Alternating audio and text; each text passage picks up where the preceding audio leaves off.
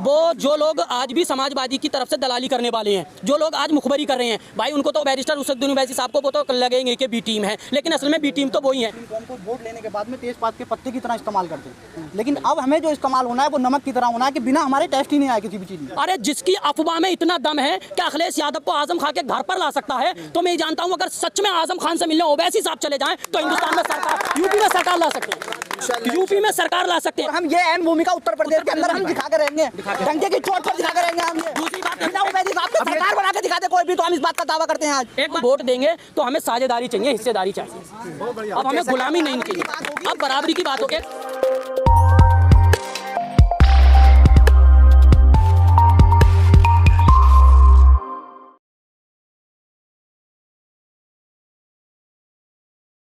पिछली मर्तबा जिस इलेक्शन जो बिहार में हुआ था, तो नीतीश कुमार ने और तेजस्वी यादव ने दोनों ने मिलकर के बीजेपी के खिलाफ वोट मांगे थे। नीतीश कुमार ने चीख कर कहा था कि बीजेपी को अगर रोकना है तो नीतीश कुमार को और तेजस्वी यादव को वोट देना है, और दोनों ने मिलकर के सरकार बनाई। लेकिन ओवैसी साहब जब पिछले इलेक्शन में वहाँ पर गए थे तो ओवैसी साहब ने कहा था अपनी स्पीच में खुद कि आप ये देख लीजिएगा, आप ये जब नीतीश कुमार जीत करके आएगा तो उसके आने के बाद में कुछ ही दिनों बाद ये एनडीए की गोद में बैठ जाएगा जाकर के, और वैसे ही हुआ। थोड़े दिन वहाँ पर सरकार बनाई, तेजस्वी यादव को उप मुख्यमंत्री बनाया, और उसके बाद में नीतीश कुमार ने जाकर के बीजेपी के साथ में सरकार चलाई, और पूरे 5 साल फिर उसको सरकार को चलाया। ओवैसी साहब ने जो कहा था वहाँ पर वही हुआ। हमने वहाँ के लोगों ने ओवैसी साहब की बात को अगर पहले ही फॉलो करते तो वहाँ पर नीतीश कुमार की जगह पर वो तेजस्वी यादव को बनाते, और ओवैसी साहब की कुछ सीटें ला करके अगले इलेक्शन में वो ओवैसी साहब को शामिल करते, ना कि नीतीश कुमार को। लेकिन वहाँ पर ये हुआ। अब कह रहे हैं लोग कि यहाँ पर जो है मतलब ये कि ओवैसी साहब ने बनवाया, तो ओवैसी साहब ने तो वहाँ पर कुल 20 सीटों पर कैंडिडेट उतारे थे, तो 20 सीटों पर आपने कैंडिडेट उतारे, 5 में आपने जिता लिए, बाकी पर तो मतलब ये बीजेपी जीती है, तो उसमें ओवैसी साहब का तो कोई रोल है नहीं। दूसरी बात ये है कि अगर हम हर इलेक्शन में यही कहते रहेंगे कि अगर बीजेपी को रोकना है तो ओवैसी साहब को वोट ना दो, हम अगर ये सोच करके हर बार ओवैसी साहब को रिजेक्ट करते रहेंगे तो मुसलमान, ऐसे समझ लीजिएगा, मुसलमान, दलित, राजभर समाज के लोग और जो पिछड़े दबे कुचले लोग हैं वो ऐसे समझ लीजिएगा हर बार अपने आप को धोखा देंगे। हम लोगों को अगर मुत्तहिद होना है तो जैसे ओवैसी साहब ने अभी बहराइच में आए थे, उन्होंने कहा था MY फैक्टर नहीं चलेगा, अब जो यूपी में फैक्टर चलेगा वो A to Z फैक्टर चलेगा। तो हम लोग जो हैं अब A to Z फैक्टर पर काम करेंगे, MY फैक्टर पर काम नहीं करेंगे। देखिए MY फैक्टर पर दिक्कत ये है, प्रॉब्लम हम सबको ये है कि जैसे कि हम अखिलेश यादव की सरकार बना देते हैं, ठीक है, अच्छा विकास करते हैं वो, इसमें कोई दो राय नहीं है, बीजेपी के मुकाबले उन्होंने अच्छा काम किया था। लेकिन दिक्कत प्रॉब्लम ये है कि जब कोई भर्ती होती है, जब कोई वैकेंसी निकलती है तो वहाँ पर मुसलमान को न रख करके वहाँ पर यादवों को रख दिया जाता है। तो हम लोग भाई सरकार बनाने का ठेका लिए हैं, लेकिन जब कहीं वैकेंसी निकलेगी, जब कहीं गवर्नमेंट जॉब निकलेगी तो वहाँ पर वो यादवों को रखेंगे। तो भाई यहाँ पर इस तरीके से तो नहीं चलेगा। अब हमें भाई वोट के लिए जब हम वोट देंगे तो हमें साझेदारी चाहिए, हिस्सेदारी चाहिए, अब हमें गुलामी नहीं चाहिए, अब बराबरी की बात हो। एक बात हो, जैसे आप लोग कह रहे हैं हमारी यूपी में कितनी सारी मॉब लैंचिंगें होती हैं, माँ बेटियों के साथ में कैसे कैसे गलत उपयोग होता है। अभी एक अति नरसिंहानंद किसी मंदिर का महान पुजारी है, उसने हमारे प्रॉफिट मोहम्मद सल्लल्लाहु अलैहि वसल्लम की शान में गुस्ताखी करी। मैं मानता हूँ अखिलेश साहब सत्ता में नहीं है पर विपक्ष तो है, वो सवाल तो उठा सकते हैं, हमारे मुसलमानों का वोट चाहिए उन्हें, पर वो हमारे फेवर में कभी खड़े नहीं हुए। अगर खड़े हुए तो आप, मैं मीडिया वालों से सवाल करता हूं कि आप बताएं हमें, एक बात हो, कभी वो खड़े हुए हो तो। आजम खान साहब समाजवादी के गद्दावर लीडर हैं और सब लोग उनको मानते हैं कि बहुत ही गद्दावर लीडर हैं, और उन्होंने रामपुर में यूनिवर्सिटी भी बनाई, मुसलमान उसके की भी तारीफ करते हैं। लेकिन हमने ये देखा जिस वक्त से माननीय आजम खान साहब जेल में, तो ना ही तो मुलायम सिंह ने कुछ कहा, ना ही अखिलेश यादव ने कुछ कहा, नहीं उनकी पार्टी के राम गोपाल साहब ने कुछ कहा, नहीं शिवपाल यादव, किसी भी समाजवादी के लीडर ने उनके बारे में कुछ नहीं कहा। कुछ दिन पहले एक अफवाह उड़ी थी सिर्फ ओनली फॉर, और वो भी झूठी खबर थी कि माननीय सांसद बैरिस्टर उसद्दीन साहब आजम खान साहब से मुलाकात करेंगे रामपुर में आने के बाद में। दूसरे दिन हमने ये देखा और सब लोगों ने ये देखा कि गाड़ियों पर गाड़ियां, अखिलेश यादव को भी रामपुर आना पड़ा और कांग्रेस के लीडरों विद्रोह को भी आना पड़ा, और ऐसा कोई नेता नहीं था जो समाजवादी का वहां पर आजम खान साहब के यहाँ पर नहीं पहुंच गया था। अरे जिसकी अफवाह में इतना दम है कि अखिलेश यादव को आजम खान के घर पर ला सकता है, तो मैं जानता हूं अगर सच में आजम खान से मिलने ओवैसी साहब चले जाएं तो हिंदुस्तान में सरकार, यूपी में सरकार ला सकते हैं, यूपी में सरकार ला सकते हैं। हम नहीं कहते हैं, देखिए हमारे कैंडिडेट 100 सीटों पर खड़े होंगे, माननीय हमारे बैरिस्टर असदुद्दीन साहब का कहना है कि हम 100 सीटों पर कैंडिडेट खड़े करेंगे। 100 सीटों से हम मानते हैं हम अपनी सरकार नहीं बना सकते, लेकिन हमारा कहना यह है हम 100 सीटों पर कैंडिडेट खड़ा करने के बाद में, हम अपने कैंडिडेटों को जिताने के बाद में, अगर बीएसपी को जरूरत पड़े सरकार बना ले गठबंधन से, समाजवादी को जरूरत पड़े गठबंधन बना ले, इन दोनों के लिए खुले हुए दरवाजे हैं। और बाकी हमारे अलायंस के साथ में जो हमारा मतलब ये है, राजभर साहब के सामने जो अनाउंसमेंट हुआ है उसके साथ जो हमारे दल हैं वो तो हैं ही हैं, जो भागीदारी संकल्प मोर्चे के लोग हैं वो तो सब हैं ही हैं। लेकिन बड़ी पार्टियों को अगर मान लिया अखिलेश यादव को अब इस बार सरकार बनाना है, तो हमें इतना पता भाई, हमने जो है मतलब साइंस को उसको पढ़ा है, हमने अपने यहाँ के इतिहास को पढ़ा है। हमारे यहाँ यूपी में 140 सीटों पर मुसलमान निर्णायक भूमिका में है। हम 140 सीटें मुत्तहिद होने के बाद में जिता सकते हैं। 202 सीटों पर यूपी में सरकार पूर्ण बहुमत की बन जाती है भैया, जिसको मिल जाते हैं। 140 सीटें हम देंगे मुत्तहिद होने के बाद में भैया, 60 सीटें आप लेकर के आ जाओ, जिसे हिम्मत हो वो सरकार बना लो साथ में आकर के। हमारा तो भाई इतना है। ओवैसी साहब ने कहा 100 सीटें हम देंगे और बची 60 सीटें। 60 सीटें ये चाहे बीएसपी लेकर के आ जाए या समाजवादी लेकर के आए, बेहतर होगा कि माननीय अखिलेश यादव अपने आप को मुसलमानों का रहनुमा मानते हैं, बेहतर होगा ओवैसी साहब से आगे 2 कदम बढ़े और आकर के हाथ मिलाएं और माननीय ओवैसी साहब को अपने सीने से लगाएं, बेहतर होगा। और मिलकर के मुत्तहिद होकर के काम करें, इसलिए कि अब माननीय अखिलेश यादव जी, अब हम आपके बहकाए में नहीं आएंगे। अब हम अगर बहकाए में अब नहीं आने वाले, अगर हमें वोट देना है तो भाई अपने कायद बैरिस्टर असदुद्दीन ओवैसी साहब को मजबूत करना है। और मैं ही नहीं, इस वक्त के जितने भी नौजवान हैं ना, ये सब जाग चुके हैं। और जब ये जाग चुके हैं ना, तो ये जिस करवट भी बैठेंगे ना, इंशाअल्लाह ताला ये एक तरफ को मतलब ये बहुत अच्छा मीज़ान बदल कर बैठे। ओम प्रकाश राजभर जी ने बीजेपी को जिताने का काम किया था। नॉट अवेलेबल भाई, आप गलत कह रहे हो। ओम प्रकाश राजभर जी भैया खुद एनडीए को छोड़ करके भैया इसी सरकार में 2017 के बाद में लात मार करके आ गए। ज्वाइन क्यों किया था? किसको? अरे भाई, तो ऐसे तो मुलायम सिंह ने भी एक जमाने में सरकार बनाई थी बीजेपी के साथ में, बीएसपी ने भी बनाई थी। नहीं, सरकार बनती है तो बाद में देखिए मेरी बात सुनिए। राजभर साहब ने जब उनके समाज की बात को नहीं सुना गया तो उन्होंने उसको छोड़ दिया।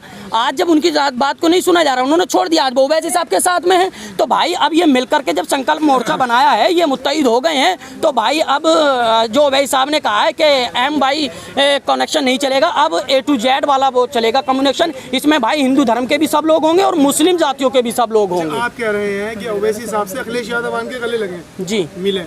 अभी जो पहले मतलब मुसलमानों के उत्तर प्रदेश के अंदर जो कहे जाते हैं आजम खान नेता कहे जाते हैं जी, क्या आजम खान बड़े नेता है जी। जब आजम खान की ही अखिलेश यादव की सरकार में नहीं चल रही तो ओवैसी साहब की क्या चलेगी किसमें?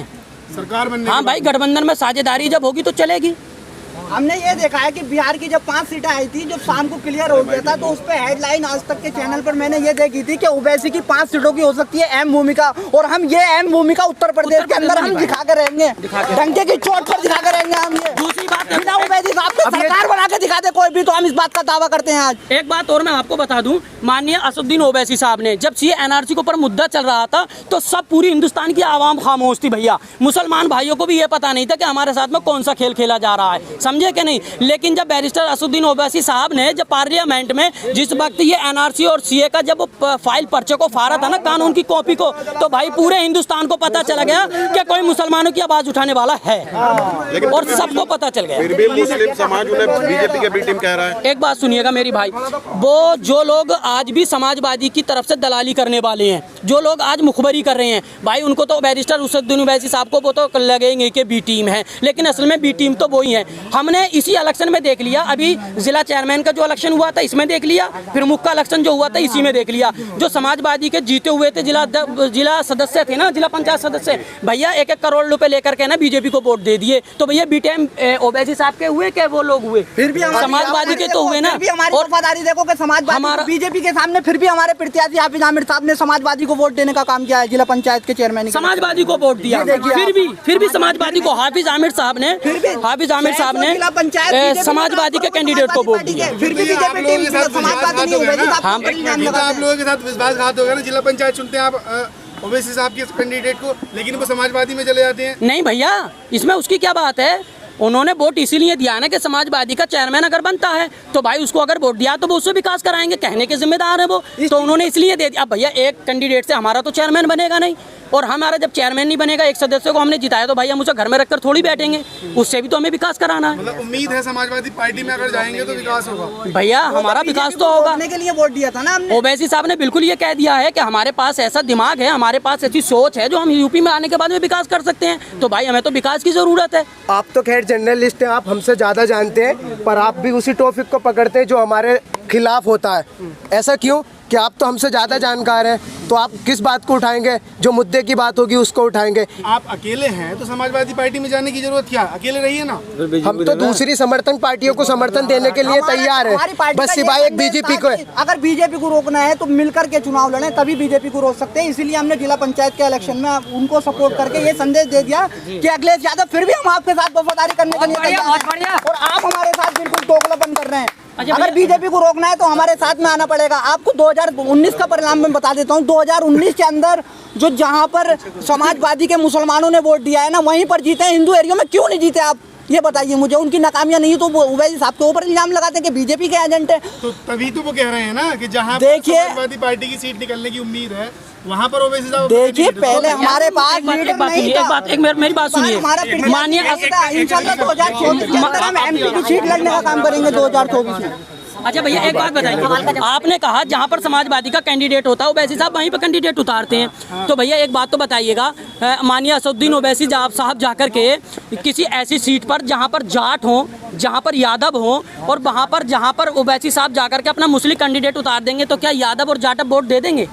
बताइए भैया आप ही, यादव एंड जाट वोट दे देंगे क्या? हाँ, तो वहाँ से और पार्टी की सीट क्यों हटानी है? किसको?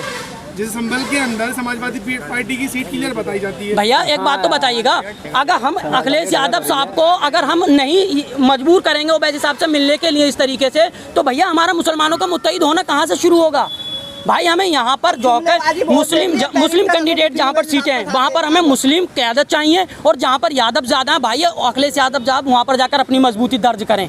यहाँ पर हम करेंगे, वहाँ पर वो करेंगे, तभी मुत्तहिद हो सकते हैं भाई, जब भी सरकार बन सकती है, वरना ऐसे नहीं बन सकती है।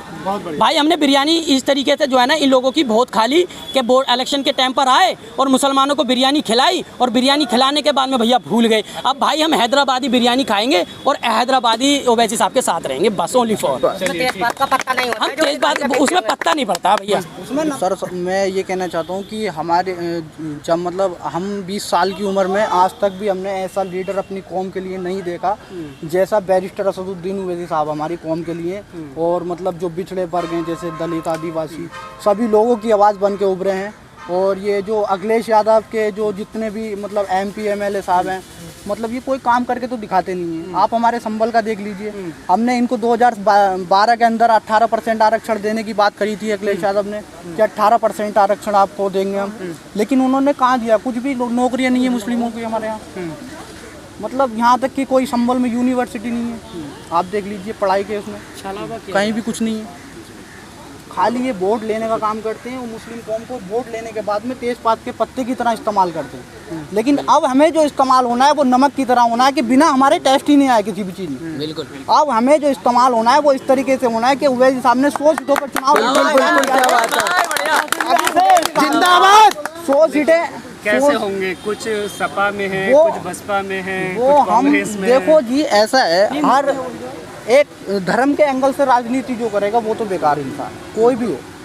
धर्म के एंगल से तो राजनीति करना बिल्कुल ही गलत है। लेकिन ओवैसी साहब जो है वो तो शुरुआत में कहा ना कि हमारी कौम के लिए जिस तरह से ओवैसी जी ने आवाज़ उठाई है ऐसा किसी ने देखिए हमारे मसीहा जो अब तक बन के रहे हैं वो अखिलेश यादव बन के रहे, लेकिन उन्होंने करा कुछ नहीं है हमारी कौम के लिए। अच्छा। आप देख लीजिए समाजवादी पार्टी के यहाँ पर राम गोपाल यादव भी MP रह चुके हैं, मुलायम सिंह यादव भी रह चुके हैं, और यहाँ पर देख लीजिए आज भी समाजवादी का ही कब्जा है। MP भी जी वर्ग साहब भी हमारे मतलब नहीं, वो उनकी मैं उनके बारे में कुछ नहीं कहूँगा क्योंकि वो कौम के रहनुमा है। आज भी मैं उनकी तारीफ करता हूँ। नहीं वो आवाज़ उठाते हैं, लेकिन हमारे लिए वो समाजवादी पार्टी से हैं जी। तो आवाज़ उठाते हैं, आपके मुद्दे पर उठाते हैं। देखिए मैं ये कहना चाहूँगा कि जो बैरिस्टर असदुद्दीन ओवैसी साहब जो हैं, हमारी पार्टी के जो बैरिस्टर असदुद्दीन ओवैसी साहब हैं, उनके हाथ में जो कमान है ना वो हक और सच बोलने के लिए है। और उसको हमारे मतलब 540 MP लोकसभा के अंदर है, आप देख लीजिए, सबसे बेबाक लीडर की आवाज अगर किसी की उठती है तो वो इम्तियाज जलील की उठती है और बैरिस्टर असदुद्दीन ओवैसी साहब की उठती है। आप देख लीजिए, बिहार के अंदर हमने 5 सीटों पर कब्जा किया है, असदुद्दीन ओवैसी साहब की सीट, मतलब 5 MLA की सीटें आई हैं। वहाँ पर आप देख लीजिए, मतलब सब अच्छे तरीके से विकास की लहरें बह रही। मतलब बीजेपी को एनडीए की सरकार बनवा दी? नहीं सर, ये बिल्कुल सरासर गलत है। सभी लोगों का ये कहना है कि वहाँ पर बीजेपी मतलब ऐसा कर, कहीं कुछ ऐसा नहीं है। इस पर मैं आपको हमेशा सवाल उठाते ही रहा है और उठाते ही रहेगा। और मैंने तेजस्वी यादव का खुद इंटरव्यू देखा, उन्होंने ये कहा है कि ओवैसी साहब के आने से हमें कोई नुकसान नहीं हुआ। एक बात मैं आपको बता दूं,